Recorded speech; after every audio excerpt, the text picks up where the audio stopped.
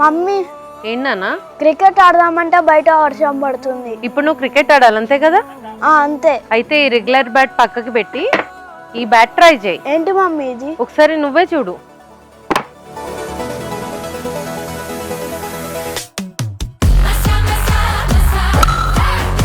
ఇది మెటాషాట్ బ్యాట్. నువ్వు వర్షంలో బయటికి వెళ్ళి ఆడుకోకుండా ఇంట్లోనే టీవీకి, ట్యాబ్కి, ల్యాప్టాప్కి దేనికైనా కనెక్ట్ చేసుకొని ఆడుకోవచ్చు. సూపర్ ఉంది మమ్మీ.